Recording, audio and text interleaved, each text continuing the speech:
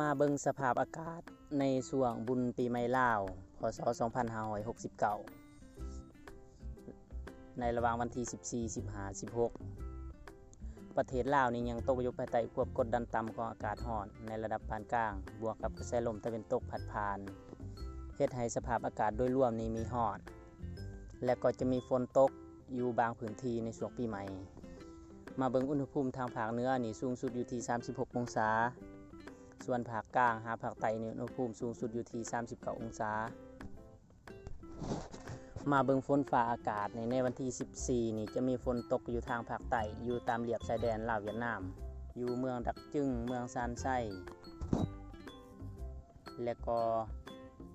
บางพื้นที่ของเมืองปากซองตกในระดับคอยอันนั้นแม่นวันที่14มาเบิ่งวันที่15วันที่15นี่จะมีฝนตกโอกาสจะมีฝนตกนี่อยู่แขวงอัตตปือและก็อยู่แขวงจำปาสักนี่อยู่ทางเมืองโค้งแล้วก็แขวงเซกองตกในระดับคอย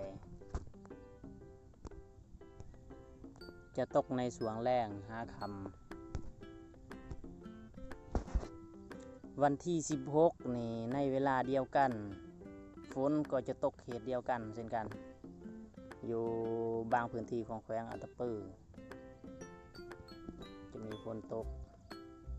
แล้วก็อยู่ปากซองแล้วก็บางพื้นที่ของแขวงเซกองก็จะมีฝนตกส่วนวันที่17นี่ฝนจะตกไปอยู่หลายพื้นที่รวมทั้งภาคเหนือภาคกลางฮอดภาคใต้แล้วก็ทางภาคใต้นี่จะมีฝนตกแห้งแล้วจะอัปเดตให้อีกเทื่อนึงส่วนวันที่14 15 16แม่นฝนตกในระดับคอยมาเบิ่ง PM 2.5นี่แม่นอยู่ในระดับสูงเกือบทั่วทุกภาคของประเทศลาววิกฤตสุดๆนี่แม่นอยู่แขวงเวียงจันทน์แล้วก็นครหลวงแล้วก็ไชสมบูรณ์ PM 2.5นี่อยู่ในระดับสีแดงถือว่าวิกฤต